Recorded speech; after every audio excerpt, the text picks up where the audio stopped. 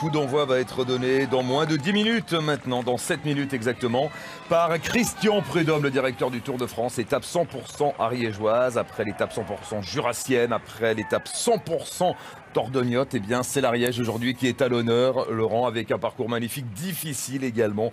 Et on l'espère, sans doute une bagarre qui va être intense, et ce dès les premiers kilomètres. Il n'y aura que 23 km de plaine, enfin de plaine très relative, puisque la route sera quand même assez escarpée.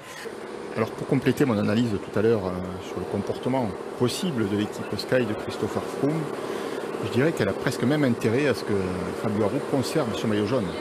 S'il change d'épaule et qu'il aille sur celle de Romain Bardet, ce qui ferait plaisir évidemment au public français. Et surtout dans les deux cas, ce seraient des alliés de circonstances pour lui, pour Christopher Froome. Si Aru reste en jaune aujourd'hui, son équipe va contrôler dans les deux étapes de moyenne montagne, plutôt accidentée on va dire, vers Rodez et vers le Puy-en-Velay. Kilomètre 20 et puis 20 à l'arrivée. Marcel Kittel possède 130 points d'avance sur le second, Michael Matthews, qui lui-même possède 51 points d'avance sur André Greipel. Je ne pense pas qu'il y ait une grosse lutte pour le maillot vert. Allez, le départ qui vient d'être donné, les premières attaques comme on pouvait s'y attendre, Laurent.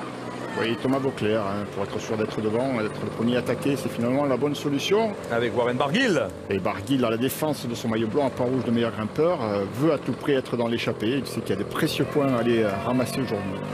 Ça commence comme un feu d'artifice avec les coureurs français qui sont les premiers à l'attaque. Bien sûr, on pouvait s'y attendre. Thomas Vauclair en compagnie de Warren Barguil. Derrière un contre avec un coureur de l'équipe Fortuneo, Oscaro.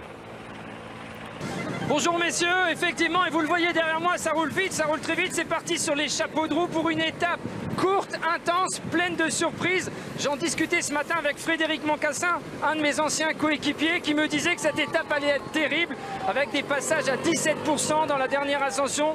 Qui dit étape courte, dit étape mouvementée. Il faut s'attendre à ce qu'il y ait des rebondissements aujourd'hui. Merci Thierry, la galère pour Jakob Fuglsang, le paradoxe de l'équipe Astana qui héberge le maillot jaune sur les épaules de Fabio Aru. Et Jakob Fuglsang, Laurent, qui n'ira peut-être pas bien loin aujourd'hui sur les routes de l'Ariège. Oui, là, à le voir aujourd'hui, dans ses premiers kilomètres de course, je m'interroge même de savoir pourquoi il est parti finalement, s'il est blessé, s'il est malade. Je pense qu'on lui a peut-être mis un peu de pression pour qu'il prenne le départ de cette étape parce que justement Fabio Aru était maillot jaune et c'était son devoir, il se devait d'être à ses côtés pour essayer de l'épauler, de l'aider. L'équipe Astana qui essaie de maintenir un tempo élevé en tête du peloton. Regardez les Astana qui arrivent ici avec Jakob Fuglsang. C'était l'arrivée d'hier sur l'altiport de Péragude. Et quand on voit l'attitude de ces coureurs, Laurent, on imagine mal cette équipe capable de résister sur les 9 derniers jours du Tour de France aux assauts des Froome, des Bardet, des Rigoberto Urán et consorts. Disons que là, on a sélectionné quand même une image qui ne les avantage pas beaucoup. C'est vrai. C'est l'arrivée au sommet de l'altiport de Péragude pour un groupe Eto qui n'a rien à espérer de mieux. Donc ils finissent l'étape, voilà, 5. Pour Warren Barguil, cette situation est un peu inconfortable quand même. Le peloton ne laisse pas filer ces deux hommes.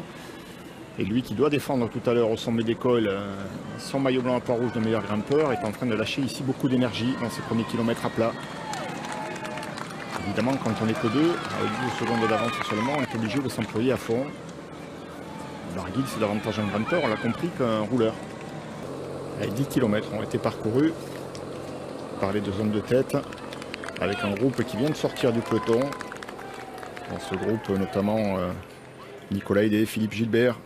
On a aperçu Sylvain Chavanel, Arashiro, De Marquis.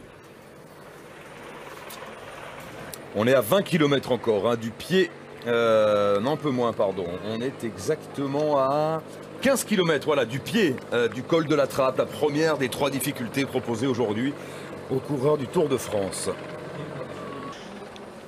Allez, toujours un trio de tête qui ouvre la route avec une avance très mince. On est à 500 mètres du sprint de Seix. Sprint intermédiaire de Seix avec... Seix, je crois, en langue locale. En langue locale. Ouais, j'ai eu d'autres sons de cloche, mais bon, écoutez, Franck, tout est permis, allez, c'est le 14 juillet. C'est comme pour le col d'Agne, alors certains disent Agnès, d'autres col d'Agne également. Ça dépend en fait si vous adoptez la prononciation locale ou pas. Exactement. Allez, le sprint intermédiaire, donc avec Sylvain Chavanel qui passe en tête devant Philippe Gilbert. Et en 3e position, donc Alessandro De Marquis. Et derrière, on va essayer d'aller chercher quelques points pour Marcel Kittel, Matthews. Matthews fait comme tous les jours son jump, va chercher les points aussi pour le quatrième sur la ligne. Et Kittel derrière la défense de son maillot vert, il n'a rien à craindre. Hein, mais Matthews essaie surtout de prendre le large par rapport à André Greppel. Pour l'instant, la formation n'est pas encore confirmée pour nous, mais on l'avait abandonné. On vous avait dit que dès le départ, au bout de 500 mètres, il avait été distancé. Il avait tenté de revenir dans les voitures. À un moment où ça se ralentissait un tout petit peu, on l'avait aperçu. Et puis il a été irrémédiablement lâché. Donc effectivement, ça sentait une journée bien compliquée pour Arthur Vichot. Et donc on attend la confirmation, mais ça ne serait pas une surprise. Ça serait quand même le 5e coureur de la FDJ contraint à l'abandon ou hors délai. Oui, si cet abandon est confirmé, effectivement, ils ne sont plus que 4 FDJ en piste. Chimolai, Le Gac, Rudy Mollard et Thibaut Pinot. Et nous sommes à 7 km du pied du col de la Trappe, ce col qui culmine à 1100 mètres d'altitude. La première des 3 difficultés sur la route du Tour de France. Avec toujours un trio de tête, on va retrouver Cédric Vasseur avec les 3 hommes de tête. Oui, les 3 hommes de tête qui filent à toute allure. Je vous parlais de ça tout à l'heure. Le vent reste fort et favorable. Et nous approchons tout doucement du pied de la première difficulté du jour. Pour l'instant, il n'y a eu aucune difficulté. Ça a vraiment roulé sur des portions complètement plates. Les contres qui se multiplient Avec entre Pierre Roland. Oui, avec Pierre Roland, on retrouve nous à l'arrière du peloton Thierry Adam. Oui, un peloton qui avait quelque peu ralenti là, avec notamment quelques coureurs qui s'étaient arrêtés et qui vient de repartir parce que aussi la route est légèrement descendante là, donc c'est favorable pour lancer des contre-attaques évidemment. Confirmation, Arthur Vichot était bien à hauteur de la voiture du service médical dès le départ et il a signifié qu'il allait s'arrêter, donc on peut quasiment vous confirmer l'abandon de l'ancien champion de France. Alors moi j'ai une contre-attaque quelque part là, avec Lilian Calmejean, la voici d'ailleurs. Un groupe de 8 coureurs qui rejoignent Marc Burghardt. Allez, on fait le point sur la course avec 3 hommes à l'avant. Donc Sylvain Chavanel, Philippe Gilbert, Alessandro De Marchi à 35 secondes, un duo avec Pavel Polianski en compagnie de Lilian Calmejean. Ils sont neufs. Ils ont été repris. Oui, ils ont été repris. Oui, avec Mollema, avec Danilovic, Diego Ulissi, Moritz Lamerting, Yukiya Arashiro, Andrea Pasqualone et Marcus Burghardt. Donc 9 coureurs à la poursuite des 3 hommes de tête désormais. Et le peloton pointé à 1,05, donc 23 secondes derrière les 9 coureurs. Un peloton secoué toujours par des accélérations ici avec l'équipe Movistar. Les Bokeh Mollema qui relance, Lilian Calmejean. Et les écarts restent faibles pour les 3 hommes de tête, avec les 3 cols qui restent maintenant à parcourir, à gravir. 1 minute, c'est bien sûr rien du tout. Ça va relancer dans ce peloton avec notamment Brice Feuillu. Oui, et le maillot blanc à pois rouge qui craint de voir revenir sur ses talons des garçons dans ce classement et qui doit donc se défendre en attaquant, en essayant de revenir devant pour marquer quelques points aujourd'hui.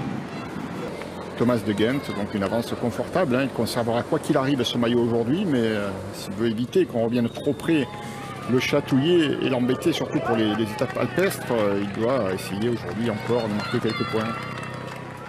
C'est ce qu'il essaye de faire, Warren Barguil, il relance derrière, il est accompagné de Nicolas Roche. 1,03 d'avance donc pour les 3 hommes de tête qui, ça y est, sont dans les premières rampes du col de la Trappe, visité pour la 7e fois par les coureurs du Tour de France. Voici le col de la Trappe. Il n'est pas très long, ce col, 5 km 600, mais il est pentu. Pourcentage moyen 7,3%. C'est le moins difficile peut-être, Laurent, des 3 cols au programme aujourd'hui. Oui, c'est le moins difficile. Le col d'Agnès tout à l'heure est plus dur, et puis le mur de Péguerre l'est encore davantage. Alors que l'on a aperçu ici Jakob Fuglsang distancé à nouveau sur les premiers hectomètres de ce col de la Trappe. Et Calmejean fait mal à tout le monde. Bokeh Mollema derrière est obligé de réagir. Quel coureur ce Calmejean. Alors il y a Sylvain Chavanel devant bien sûr qui pour l'équipe Direct Energy est représenté, et Calmejean qui relance derrière parce qu'il sent bien que la pression du peloton est là et que de toute façon cette échappée elle a peu de chances d'aller au bout en l'état, donc on essaie de relancer quand même encore derrière. Oui, et on a vu également Andrei Grifko se faire distancer à l'arrière du peloton pour l'équipe Astana. Il n'y aura pas beaucoup de monde autour du leader du Tour de France tout au long de cette journée ariégeoise. On retrouve le trio de tête et le peloton qui se rapproche. 43 secondes d'avance pour De Marchi, Gilbert et Chavanel. étape difficile aujourd'hui pour Pierre Rolland, qui a une marge de manœuvre assez limitée, hein, puisque bien sûr il se doit d'être le plus longtemps possible présent aux côtés de Rigoberto Urán. Andrei Grifko qui attend Jakob Fuglsang. Et vous avez vu, hein, dans le groupe de contre, on a mis Kwiatkowski à l'avant du côté de la formation Sky. Kwiatkowski qui a été effectivement dans ce groupe. Alors quelle va être son attitude? Va-t-il, on le sait, hein, il a des jambes de feu, hein, Kwiatkowski en ce moment. Mais est-ce qu'il va vraiment s'employer à fond? Est-ce qu'il va essayer d'aller chercher une victoire d'étape ou est-ce qu'il est juste là en représentation En point de relais. Oui, ou pour servir de relais, parce que Kwiatkowski, hein, il est à 1h15 quand même au général. Avec ce peloton qui est en train d'exploser, Thierry Adam, dès les premières rampes du col de la Trappe. Ouais, c'est impressionnant de voir comment beaucoup de coureurs sont fatigués à la peine. La température est assez chaude, hein, 26 degrés, mais on sent que c'est quand même assez dur à respirer. D'ailleurs, le goudron fond un petit peu par endroits. Et dès les premières rampes de cette ascension, eh bien, beaucoup de coureurs ont été distancés. Alors, beaucoup de sprinteurs, c'est logique, mais énormément de coureurs qui sont en difficulté. Un Gruppetto va forcément se faire. Luc Lowe pour l'ancien maillot jaune, hein, le coéquipier de Christopher Froome a été distancé. Là, c'est Christian Kness à son tour qui est distancé. Bien sûr, 12 coureurs avec le maillot vert qui vont commencer à former le Gruppetto, mais je remonte la file et le peloton est, comme l'on dit, totalement éparpillé. Il est même carrément en pièces détachées. Michel Valgren en difficulté pour l'équipe Astana. On sait que Grifko et Fuglsang, eux, sont déjà à l'arrière, dès le pied du col de la Trappe. Déjà 3 en moins. Allez, on est tout près du sommet du col de la Trappe et forcément, eh bien, Warren Barguil va tenter d'aller marquer quelques points au sommet de ce col classé en première catégorie.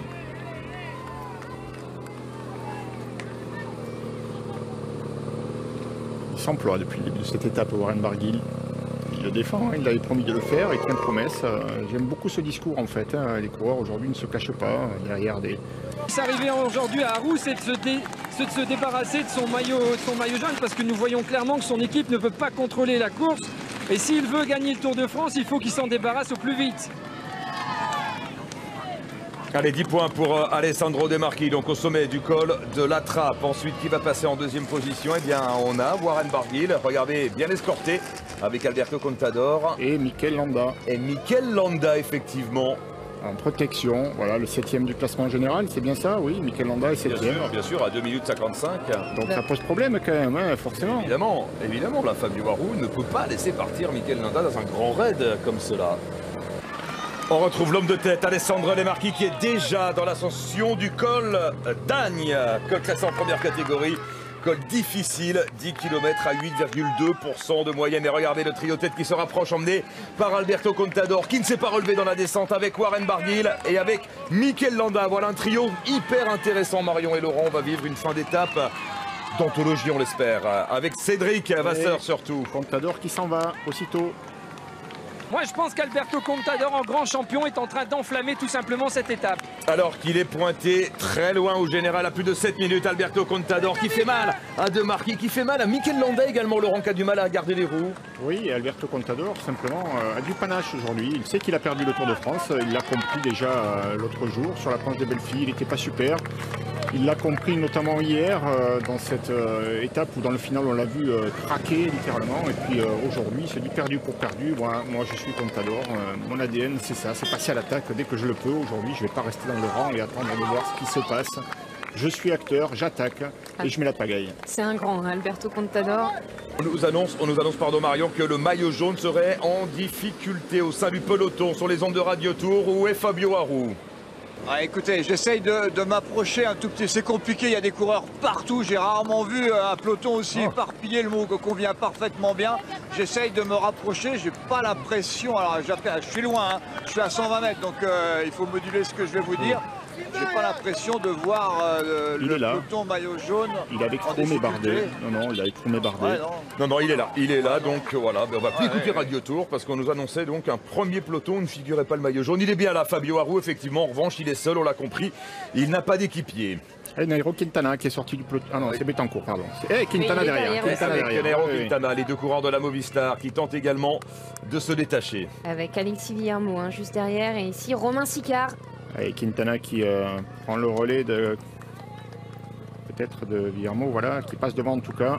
Alors attention, Quintana, il n'est qu'à 4 minutes lié au général. Un Contador est beaucoup plus loin, à 7 minutes 14. Et vous avez vu quand même, Arou, il est serein. Je le trouve au moins plein de sang-froid, parce qu'il sait qu'il a plus d'équipier et il se dit finalement, moi le maillot je vais le perdre, mais vous risquez de perdre le tour aussi si vous laissez filer tout le monde. Et c'est AG2R. C'est AG2R qui roule. Et là, on a un duo magique avec Alberto Contador et Mikel Landa. Landa, si impressionnant hier. Contador défaillant dans la montée vers Peyragudes et au sommet même du col de Perresourde. Mais voilà, Contador, le pistolero, qui a de l'orgueil et qui s'est lancé dans une immense offensive. On va dire adieu, nous. Enfin, au revoir plutôt à Jacob Fuglsang.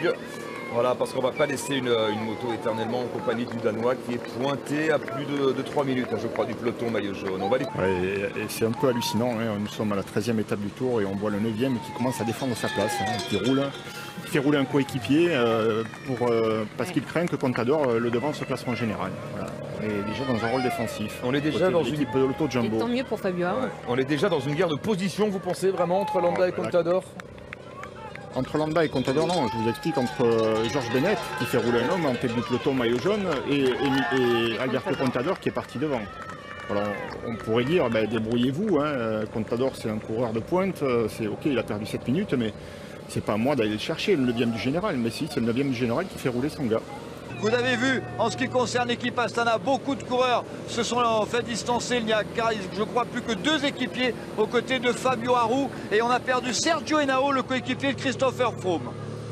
Voilà le col d'Agne, à quoi il ressemble exactement au niveau du profil. 10 km d'ascension, donc à plus de 8%, 8,2% de moyenne.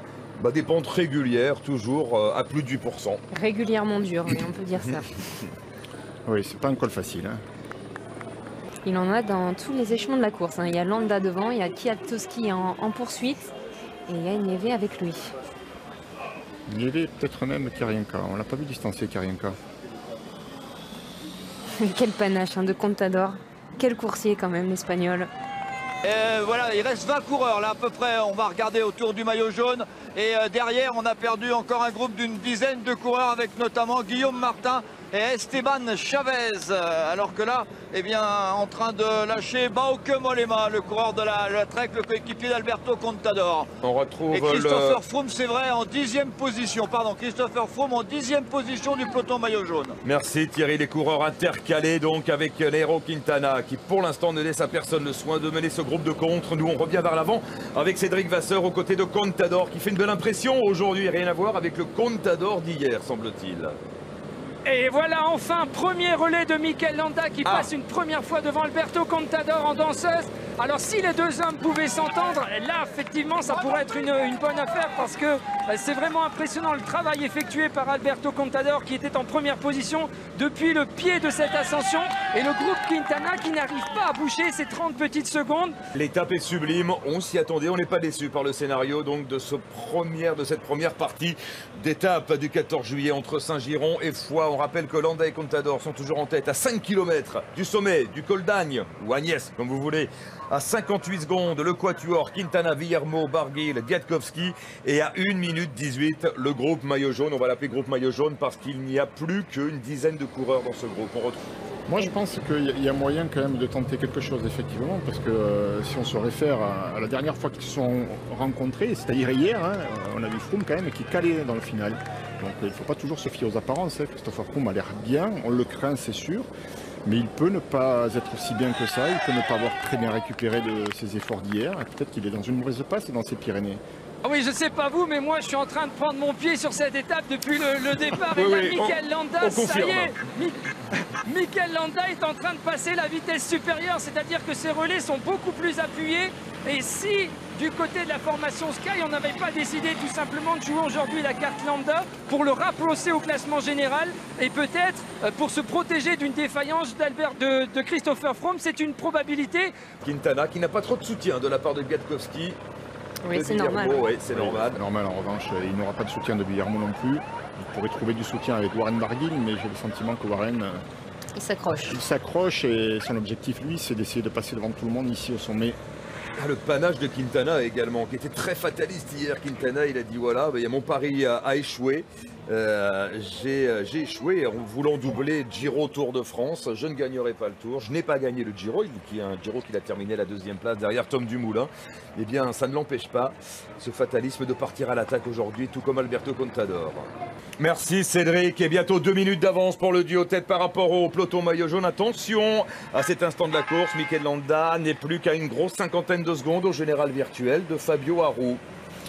Alors, je ne dirais pas que dans l'équipe Sky, on change de stratégie, on change de leader, mais la présence à l'avant de Mikel Landa avec la forme qu'il tient est en train de poser de sérieux problèmes à tous ceux qui voyaient déjà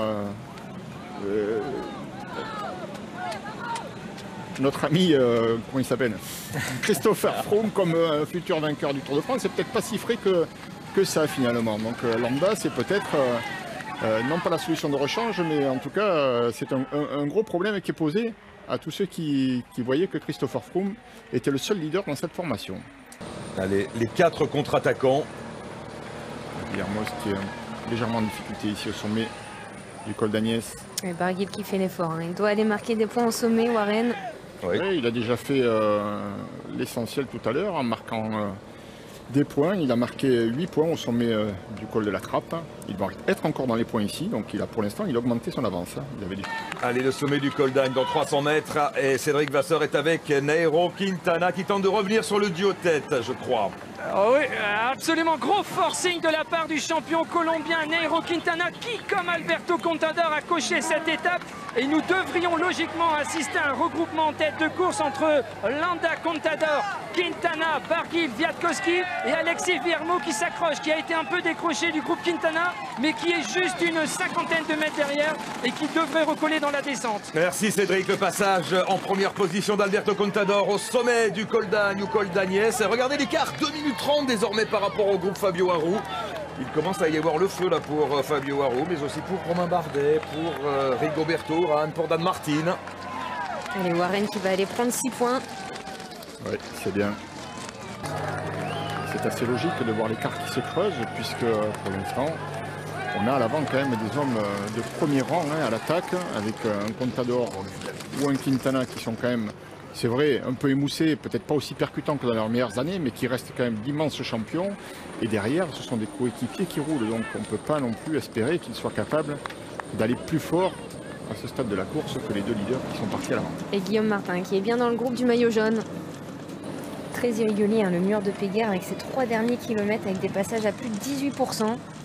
Ça va être infernal. Allez, la descente avec le duo Landa-Contador et pas très loin derrière à 31 secondes. Le groupe avec Quintana, Barguil et Kwiatkowski. Cédric Vasseur, est-ce qu'Alexis Viermo a pu revenir sur Quintana, Barguil et Kwiatkowski? Non, parce que ça descend complètement à fond, ils sont complètement déchaînés les coureurs aujourd'hui. On est parfois à 85 km/h et c'est ce qui explique tout simplement que les groupes n'arrivent pas à recoller. On a toujours ce duo de tête, on a Quintana, Barguil et Kwiatkowski qui essaient de revenir, mais on est à la limite dans chacun des groupes et Alexis Viermo est lui aussi décroché à 200 mètres à peu près du groupe Quintana, ici en danseuse pour essayer de revenir. On est à la limite vraiment dans chacun des virages. La 13e étape du Tour de France avec Romain Bardet, Christopher Froome, Fabio Aru, également Rigoberto Urán qui accélèrent à leur tour dans la descente du col d'Agne à la poursuite des hommes de tête. On rappelle qu'à l'avant il y a toujours 2 hommes, Mikel Landa et Alberto Contador, mais le groupe Nairo Quintana n'est plus qu'à 20 secondes du duo de tête. Romain Bardet qui a senti le danger avec Froome, Aru, mais regardez, on se relève finalement et on va de nouveau laisser du champ aux hommes de tête. Laurent, partie de poker menteur là entre ces hommes placés au général. Allez, Nairo Quintana en compagnie de Michel Kwiatkowski et Warren Barguil qui ne sont pas encore rentrés sur la tête de la course sur le duo espagnol Landa Contador. 39 km seulement à accomplir dans cette 13e étape du Tour de France.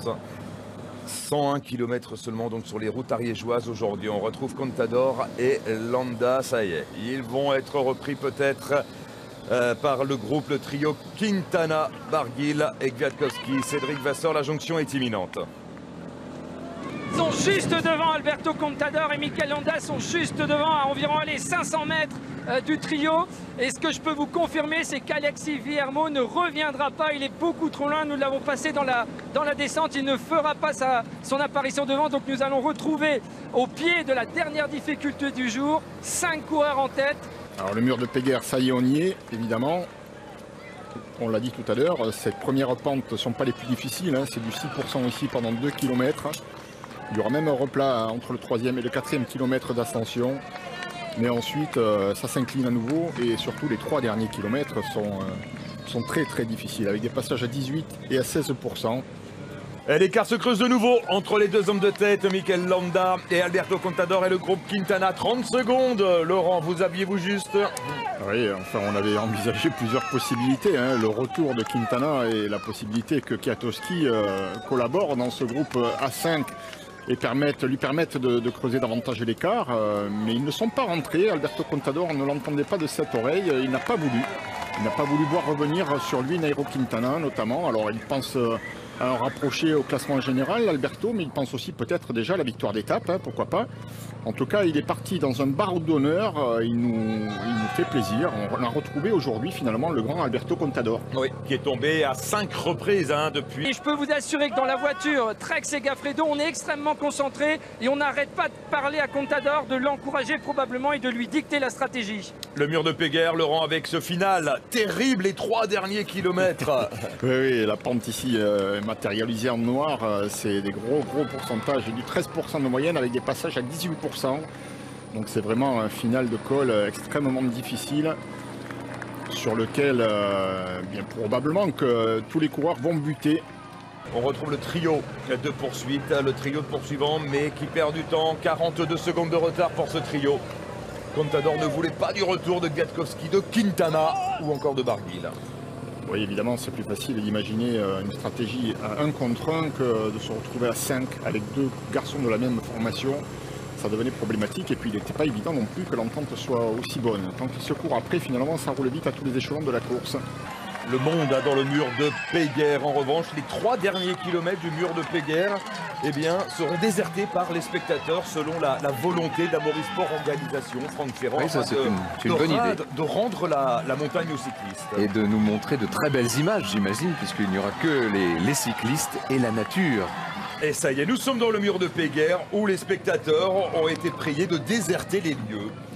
Alors c'est pas forcément une excellente nouvelle pour les coureurs, hein. Je vous explique pourquoi, parce que quand on a des spectateurs de part et d'autre de la route, voire même au milieu de la route, on a l'impression d'être happé par la foule et de progresser sans voir la pente. Et puis d'un coup d'un seul, lorsqu'il n'y a plus de spectateurs, comme c'est le cas maintenant, on a l'impression de buter. C'est peut-être ce qui arrive à Kwiatkowski, hein. L'impression de buter contre la pente. 52 secondes de retard pour le duo Quintana-Barguil par rapport au duo tête Landa-Contador, alors que le groupe maillot jaune est pointé à 2 minutes 47 maintenant. Landa se rapproche peut-être d'un éventuel maillot jaune à l'issue de cette étape. On n'en est pas encore là, il va y avoir réaction dans ce groupe. On n'en est pas loin, hein. On n'en est pas loin parce qu'il faut considérer qu'il y a aussi la bonification à l'arrivée. Hein. Oui, et puis là c'est Gastauer pour l'instant donc qui emmène le groupe maillot jaune. On va retrouver Christopher Froome se tient quand même assez loin, je trouve. Je ne le trouve pas impérial du tout. Il se tient assez loin de Fabio Aru, il se tient assez loin de Romain Bardet. Ça vaudrait peut-être la peine de le tester ici. Alors, il n'y a plus trop d'équipes. Et est-ce que Mikel Nieve est encore aux côtés de Christopher Froome? Je n'en suis pas certain. Ça vaudrait la peine de le tester, je pense. Oui, là, on peut le tester dans le mur de Péguerre. On retrouve Thierry Adam justement au contact du groupe maillot jaune. Ah là, le terrain est favorable parce que c'est vraiment très très dur et en nouvelle fois, alors Mikel Nieve est encore là, il est à ses côtés, il était juste derrière Christopher Froome et une fois encore, on a l'impression que Christopher Froome pioche un peu, c'est l'impression qu'il nous donne depuis le départ de cette étape. On va regarder ça avec attention dans les pourcentages les plus forts qui approchent. Avec Dan Martin qui emmène toujours avec Primoz Roglic, Romain Bardet, là, Fabio Aru, on est également Simon Yates, Rigoberto Urán, et il se retourne en plus Christopher Froome. On se méfie avec le Britannique, mais il est interminable ce mur de Péguerre. Il reste encore plus de 2,5 km d'ascension pour les deux hommes de tête. Là, l'addition pourrait être lourde. Hein, si un des leaders, là, si Fabio Aru ou Romain Bardet parvenaient à distancer Christopher Froome, ça pourrait faire mal à l'arrivée, hein, parce qu'il reste des kilomètres après la descente. Hein. Il en remet Dan Martin ici. Oui. C'est plus qu'un tempo qu'il fait Dan Martin. Oui, c'est une énorme accélération là de l'Irlandais. 5e du général, on le rappelle, à 1 minute et 41 secondes de Fabio Aru. Alors qu'Alexis Villarmo est en train de céder, tout comme Pierre Latour. Ouais, Gastauer a aussi disparu, Mathias Franck depuis longtemps, donc Romain Bardet va se retrouver seul lui aussi. Mais à ce stade de la course, c'est normal. Mathias est dans les cordes et Christopher Froome va bientôt serrer la file. Serrer la file, c'est-à-dire il est dernier. Il sera bientôt le dernier. Le prochain, c'est lui. Ça vaudrait la peine peut-être pour Bardet ou Arroux de tester Christopher Froome. Christopher Froome qui laisse une longueur entre lui et le coureur qui le précède. Où en est Christopher Froome? Il a du mal à garder la roue de Rigoberto Urán, mais pour l'instant il ne cède pas, le leader de la Sky, Thierry Adam. Ah, c'est certainement pas le Christopher Froome qu'on connaissait, impérial, hein. On l'a déjà vu hier, c'était très dur, et là c'est exactement la même chose. Une pente très difficile, vraiment très difficile pour l'ensemble des coureurs, et donc Christopher Froome montre encore quelques signes, mais pour l'instant il s'accroche. Il va essayer de grimper comme ça jusqu'au bout, et puis après dans la descente ce sera une autre histoire. Allez, on retrouve le duo tête, Landa Contador avec derrière Quintana et Barguil qui n'ont pas renoncé encore pour la victoire d'étape. Il se rapproche même. Il se rapproche même, 37. Combien 20 secondes. 20 secondes. Georges Bennett en difficulté. Georges Bennett en difficulté, tout comme Simon Yates, Louis Meintjes, la jeune garde en difficulté avec le néo-zélandais, l'anglais et également le jeune sud-africain qui se battent pour le maillot blanc de meilleur jeune. Le tempo de Dan Martin depuis le pied de ce mur de Péguerre, à 1 km du sommet.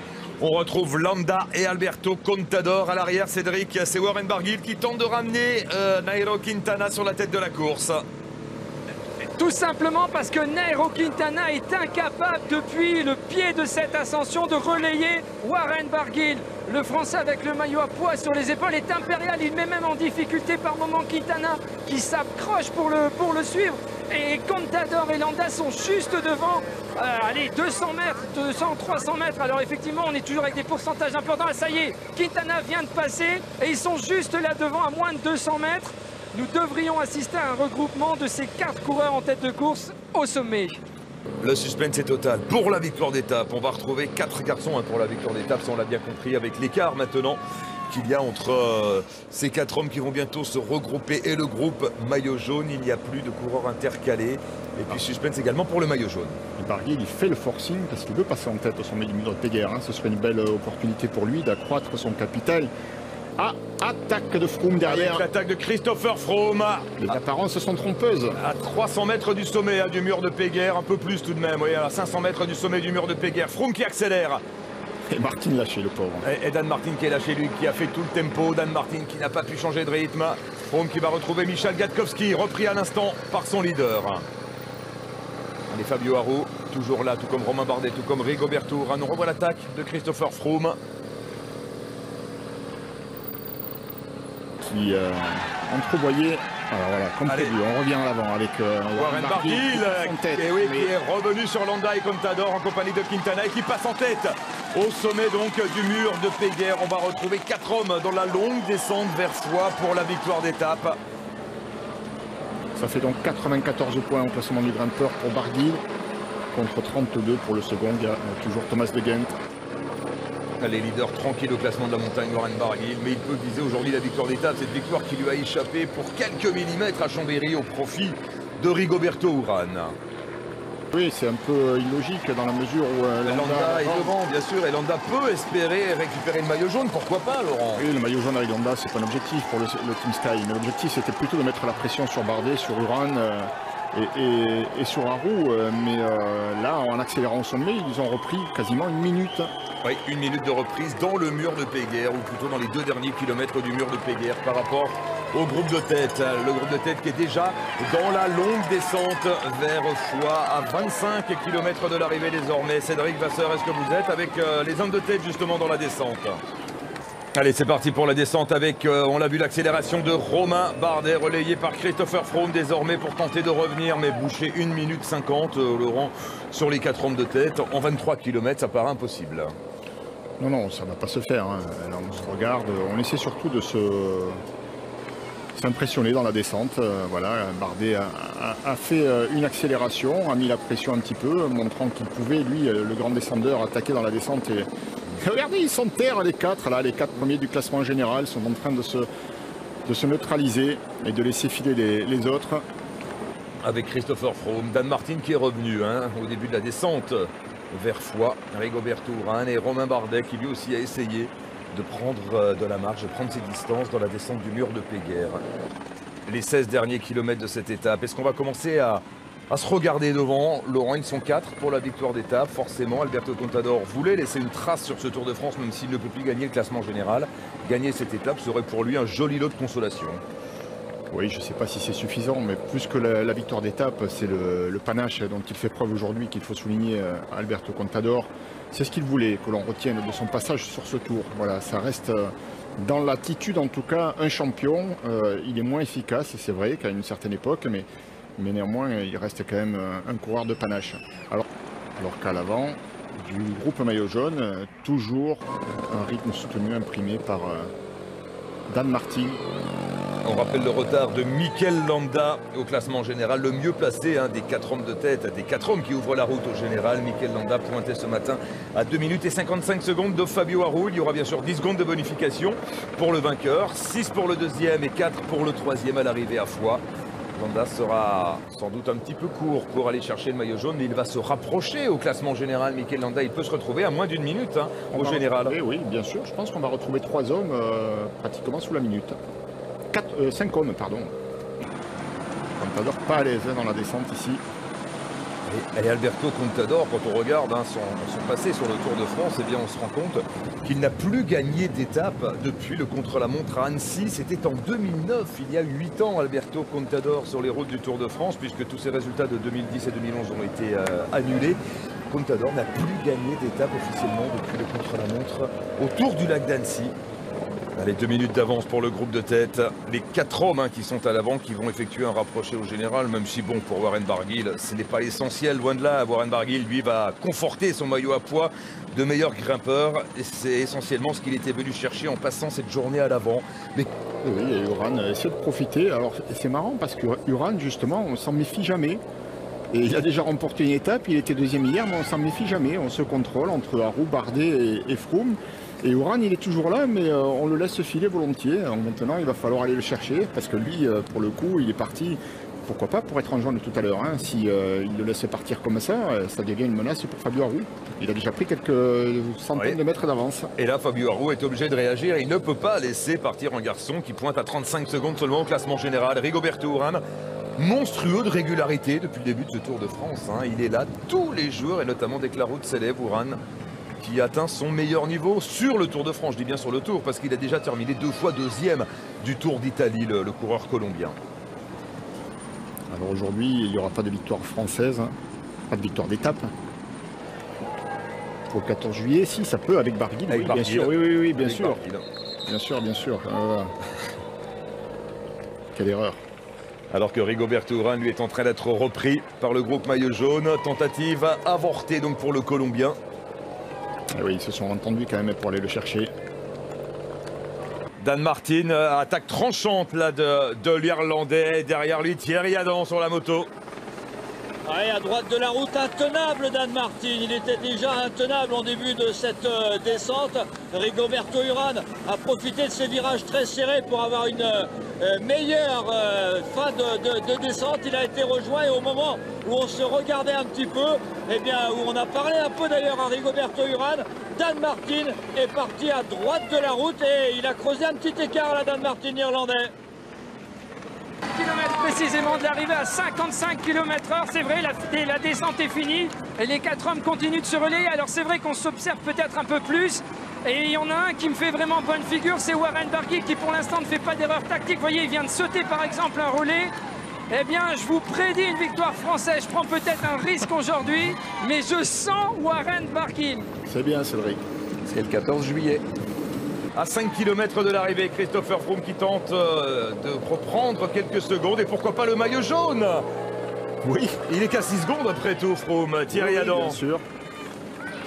Profiter d'un virage à droite avec cette descente qui continue. Là, il y a eu un petit faux plat et il est parti à la corde. Mais tout de suite, Fabio Aru lui a sauté dans la roue. Et c'est Rigoberto Urán qui a fait l'effort avec Romain Bardet dans sa roue en rentrant dans Saint-Pierre-de-Rivière. Résultat des courses, eh bien, ça a temporisé et ça repart avec Simon Yates, je crois.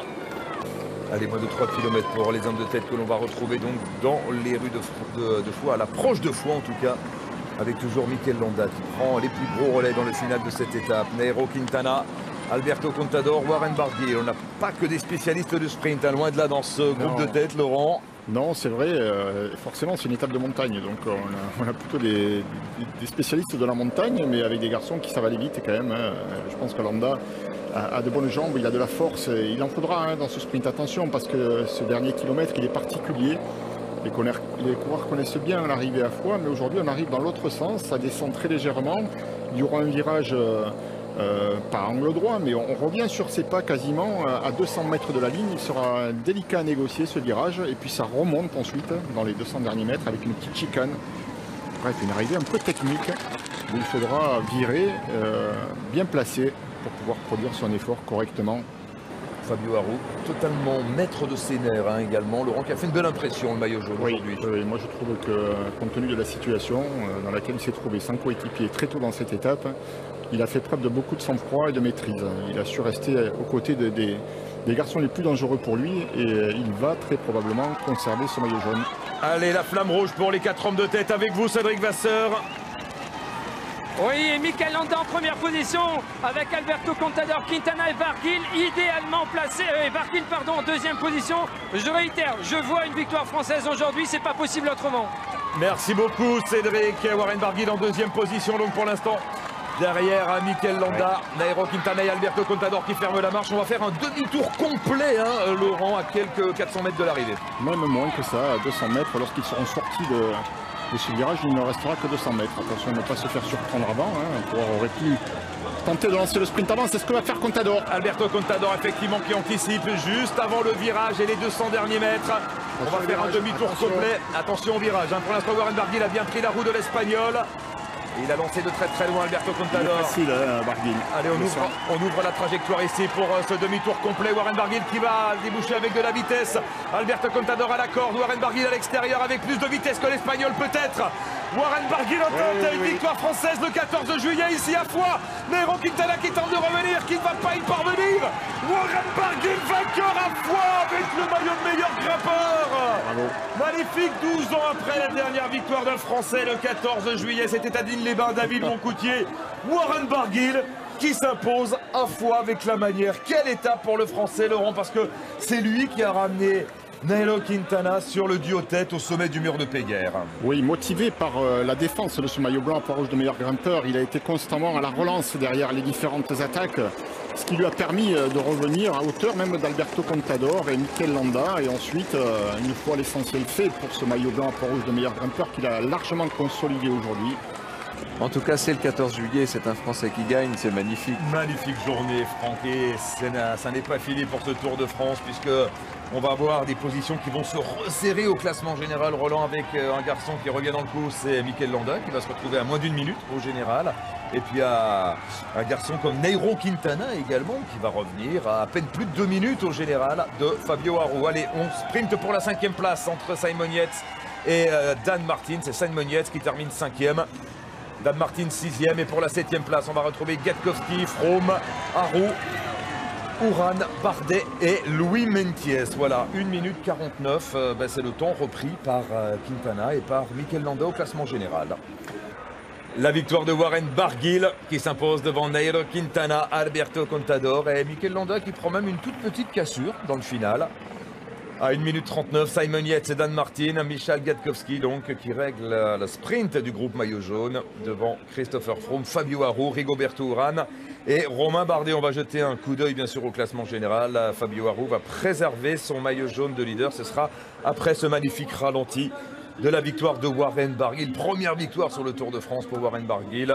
Une victoire qui s'ajoute à ses 2 victoires d'étape sur la Vuelta il y a quelques années. On retrouve Warren Barguil avec Nicolas G. Warren, dimanche dernier, je vous ai fendu le cœur en vous disant que vous aviez perdu. Et là, je vous le confirme, vous avez gagné. Ouais c'est incroyable. J'avais vraiment des super jambes, quoi. Après une journée dure comme hier, je finis un peu plus tranquille et vraiment mes jambes aujourd'hui, c'était parfait. J'en ai même fait trop au pied du premier col. Puis après, avec Quintana, j'ai laissé faire le 2e col. Et au final, dans la 3e montée, dans la partie pentue, il avait du mal à passer avec moi. je voulais vraiment rentrer avant le sommet. J'ai failli de même le faire sauter à un moment. Et ouais, j'avais vraiment de super jambes. Et là, je prends du plaisir comme j'ai jamais pris sur mon vélo, à attaquer comme je faisais en amateur. Là, c'est génial. Ouais, Contador et Landa, ils ont fait le pied du deuxième très vite et je n'ai pas pu suivre la cadence. Du coup, j'ai préféré attendre le groupe derrière. Et après il m'en restait suffisamment. Ouais, pour moi, c'est exceptionnel. Je suis super content. Et vous gagnez un 14 juillet sur le Tour de France. C'est ce que je voulais dire. J'ai dit au départ ce matin, ce serait bien que ce soit un Français. Et ce soir, maintenant, c'est moi. C'est exceptionnel. Je suis vraiment super content. Merci beaucoup. On vous retrouve tout à l'heure, Warren. Évidemment, le cyclisme a besoin d'étapes comme ça, nerveuses, difficiles, mais avec des difficultés concentrées sur un faible kilométrage. Ça nous livre une course toujours passionnante. Bien plus en tout cas que ces longues étapes où il ne se passe rien. Mais pensez aux amoureux du paysage qui aiment voir les châteaux, les églises et les lacs de montagne. Mais on les retrouvera d'ailleurs demain, mon cher Franck, entre Blagnac et Rodez pour la 14e étape du Tour. Avant cela, un coup d'œil sur le classement général. Fabio Aru reste leader de ce classement général avec 6 secondes d'avance sur Froome. Romain Bardet à 25 secondes. Uran à 35 secondes, pas de changement. Le changement, c'est Mikel Landa qui gagne 2 places. Avec 2 places de gagné donc pour le Basque de l'équipe Sky, désormais 5e du classement.